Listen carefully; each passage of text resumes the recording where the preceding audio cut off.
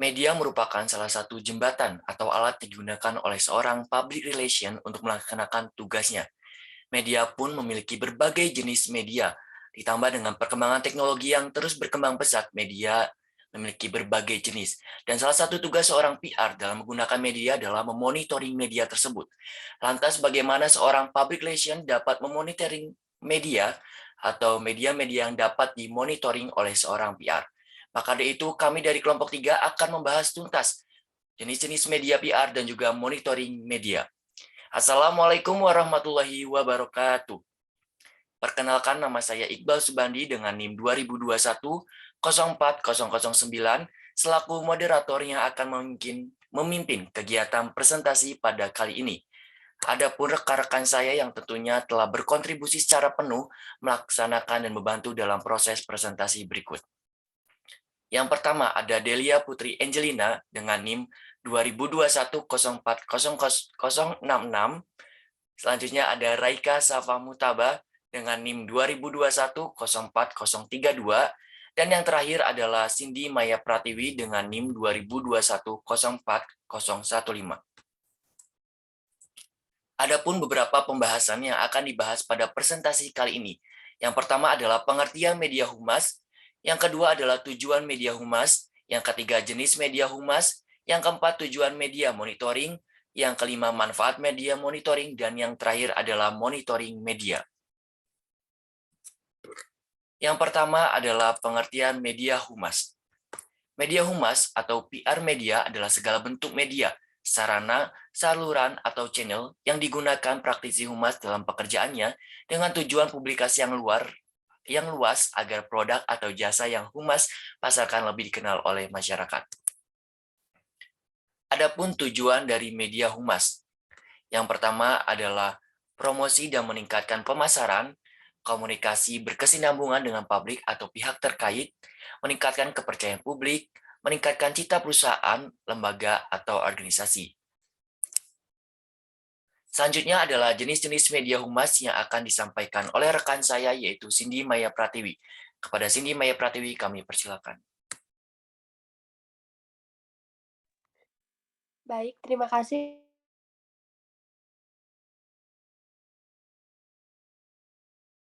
Jenis media humas, yang dimana media humas sendiri terbagi menjadi dua. Yang pertama ada media humas internal, yaitu media yang dimiliki oleh lembaga atau perusahaan sendiri. Jadi kalau media humas internal itu sarana komunikasi yang digunakan untuk menyampaikan berbagai informasi dari organisasi kepada khalayak. Contohnya yaitu ada media cetak, ada jurnal in-house, magazine, majalah, buletin, dan ada media online, YouTube, website, dan blog. Next.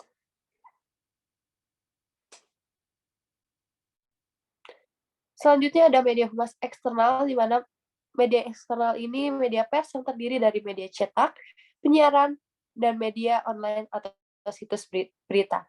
Praktisi humas melaksanakan kegiatan hubungan media atau menjalin pengertian dan hubungan baik dengan media massa termasuk publikasi press release. Ada yang pertama ada media cetak atau jurnal in-house, surat kabar, majalah, dan lain-lain. Lalu ada media online seperti website, blog, medsos, email, dan lain-lain juga. Ada juga broadcasting media seperti radio dan televisi. Ada pun special event, seminar, dan workshop. Lalu outdoor media yaitu spanduk, papan reklame, poster, dan kalender. Lalu selanjutnya ada tujuan media monitoring, yaitu untuk mendeteksi dan mengantisipasi secara dini isi dari sebuah artikel, berita, atau naskah berita dan iklan di media massa. Nah, jadi melalui media monitoring ini sendiri, setelah melalui pemantauan, sebuah perusahaan atau lembaga dapat mengetahui pendapat maupun kritik masyarakat yang disampaikan melalui media. Selanjutnya saya kembalikan ke moderator. Terima kasih kepada Saudari Cindy Maya Pratiwi yang telah menyampaikan. Materi selanjutnya akan disampaikan oleh Saudari Raika Safa Mutaba. Saya persilakan. Baik, terima kasih kepada Iqbal Subandi selaku moderator.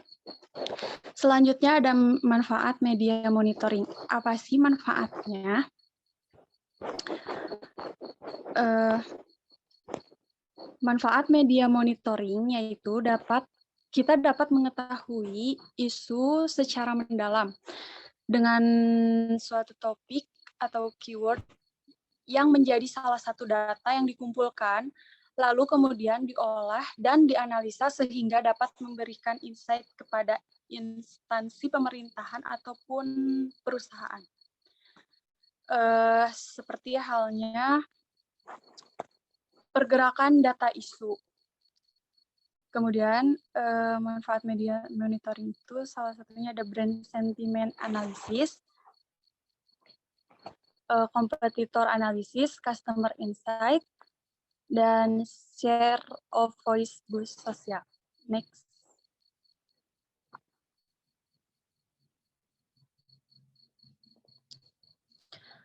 Selanjutnya ada monitoring media atau pemilihan media. Yang pertama yaitu radio. Plusnya dari radio itu menyampaikan gagasan sederhana dan langsung, teks luwes atau mudah dikoreksi, punya publik khusus. Minusnya dari radio yaitu dialog dan materi kurang variasi, fakta tak bisa dibeberkan lengkap, melelahkan, ataupun suara dan waktu yang terbatas, hanya bisa didengarkan sekali siaran. Yang kedua ada televisi. Plusnya dari televisi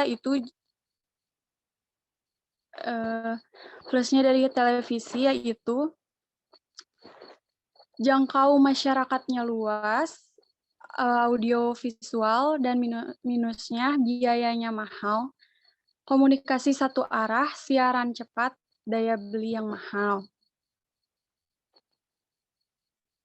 Kemudian ada surat kabar. Plusnya dari surat kabar yaitu menjangkau semua lapisan masyarakat dan murah. Minusnya penyampaian berita tergantung penulis, isinya sudah benar, mudah dimengerti, dan dicerna. Kemudian ada media online. Plusnya dari media online itu trending, terutama media sosial dan blog. Menjangkau seluruh lapisan masyarakat, menjangkau seluruh dunia, bahkan internasional, dapat diakses kapan saja dan di mana saja, serta terdokumentasi. Minusnya dari media online yaitu butuh akses internet, SDM bidang media online masih terbatas, butuh keterampilan khusus mengelola dan menulis di media online atau internet. Untuk selanjutnya dikembalikan ke moderator. Terima kasih kepada Saudari Raika Safa Mustaba. Selanjutnya adalah media-media yang dapat dimonitor yang akan disampaikan oleh Saudari Lilia Putri Angelina. Saya persilakan. Baik, sebelumnya saya ucapkan terima kasih kepada Iqbal Subandi selaku moderator pada presentasi kali ini. Di sini saya akan menjelaskan tentang media-media yang dapat dimonitoring. Salah satunya adalah sosial media, meliputi Facebook, Twitter, Instagram, YouTube, forum, dan blog. Adapun alat ukur untuk memonitoring media tersebut antara lain seperti jumlah like, followers, subscriber, viewers, dan juga masih banyak lagi. Selanjutnya ada banyaknya komentar, itu juga dimonitoring. Lalu ada sentimen. Sentimen di sini itu adalah sentimen analisis atau cara agar kita sebagai seorang PR itu dapat mengetahui bagaimana respon audiens terhadap brand atau produk yang dikeluarkan. Selanjutnya ada audience types, yaitu adalah kita seorang PR perlu mengetahui jenis-jenis penonton atau yang berlangganan pada brand atau perusahaan kita, seperti kalangan usia audiensnya itu berapa, dan juga bisa pendapat-pendapat mereka itu seperti apa gitu. Selanjutnya ada engagement types. Engagement types adalah sistem pengukuran yang digunakan untuk pemasaran media sosial untuk melihat kinerja konten yang kita buat. Selanjutnya ada reach, yaitu kita perlu mengetahui jumlah total orang yang melihat konten kita. Jadi misalnya nih, kita memiliki 100 followers, maka target reach-nya adalah 100 pengguna atau 100 yang melihat gitu. Selanjutnya ada impact. Impact itu dampak ya. Jadi kita perlu mengetahui dampak dari konten konten yang kita buat itu akan seperti apa. Nah, tugasnya seorang PR di sini harus selalu memantau atau memonitoring agar selalu memastikan impact dari konten yang dibuat itu selalu berdampak positif bagi penonton, pada penonton bagi perusahaan gitu. Selanjutnya di sini ada tolak ukur metrik penting di profil Instagram. Di sini maksudnya adalah metrik merupakan data yang digunakan untuk menilai dampak aktivitas media sosial dalam sebuah strategi atau kampanye. Metrik sendiri sangatlah membantu menilai sasaran di media sosial. Selanjutnya di sini ada prime time. Prime time sendiri merupakan waktu di mana penonton banyak menonton televisi atau juga banyak penggunaan media sosial. Yang terakhir ada menganalisis story.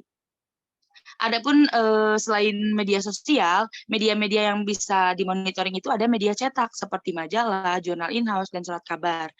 Itu meliputi tentang jumlah pembaca dan pembeli, terus juga menganalisis isi dan sistematika penulisan. Jadi kita sebagai seorang PR harus memantau, takutnya ada salah penulisan seperti typo seperti itu.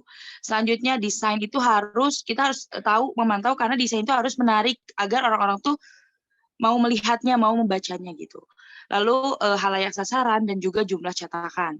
Selanjutnya media yang bisa dimonitoring itu ada special event seperti seminar atau workshop. Meliputi monitoringnya itu ada target sasaran, harus tahu siapa aja, terus bintang tamu dan pematerinya siapa, lalu ada iklan atau sponsorship. Next. Dan media yang terakhir yang bisa dimonitoring adalah outdoor media, meliputi spanduk, papan reclaim, dan poster. Ini itu yang dimonitoringnya itu kayak titik penempatan. Jadi kita sebagai seorang PR harus tahu penempatan spanduk atau poster yang akan kita tempel gitu. Jadi jangan sampai kita menempel poster atau spanduk itu di tempat-tempat yang tidak dilewati oleh banyak orang, yang tidak bisa dilihat oleh banyak orang gitu. Jadi kita harus menempelkan di tempat yang pas. Soalnya ada desain atau layout sama seperti yang tadi, desainnya harus menarik perhatian.